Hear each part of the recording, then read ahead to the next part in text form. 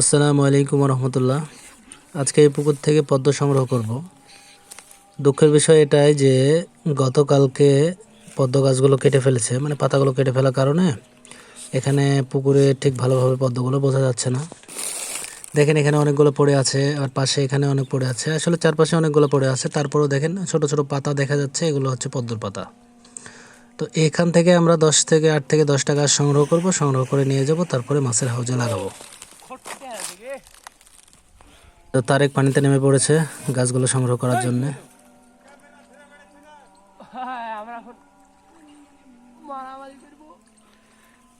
গাছগুলা কাটি ফেলতে কে বলিছে?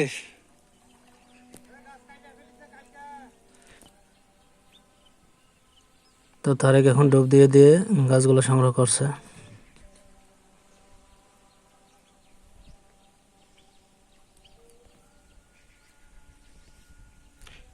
পুকুরটাতে অনেক পরিমাণে পদ্ম গাছ আছে, আসলে পাতাগুলো কেটে ফেলার জন্যে সেরকম ভালোভাবে আসলে আমি দেখাতে পাচ্ছি না আপনাদের। আর একটা বিষয় আপনাদের বলি, এগুলো কিন্তু সাদা পদ্ম, হ্যাঁ, লাল পদ্ম না। সেরে গেল? আঠি আছে?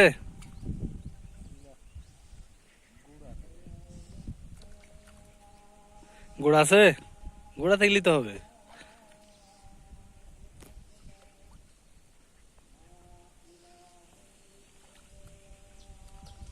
ও আসলে ভালো করে গোড়া সহ তোলার চেষ্টা করছে, আর অনেক গভীর পর্যন্ত এগুলো শিকড় বাকড় থাকে, তো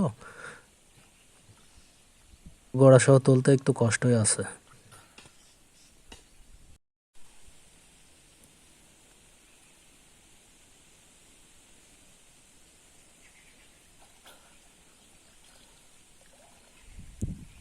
উঠেছে?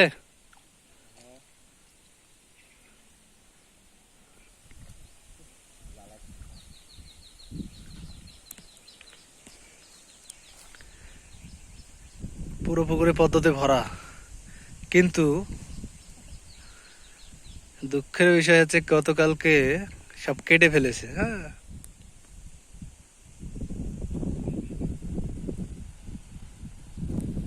আমিও পানিতে নেমে পড়লাম পদ্ম উঠছে গাছগুলো উঠছে। তোলার জন্য। এই যে শিকড় উঠেছে। আও কাটা।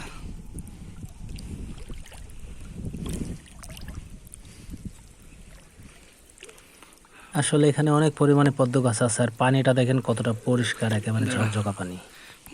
পদ্ম গাছ সংগ্রহ করা আপাতত শেষ। এখানে 14টা মতো গাছ আছে, যেহেতু আমি 3টা হাউজে লাগাবো, এটাতেই হয়ে যাবে।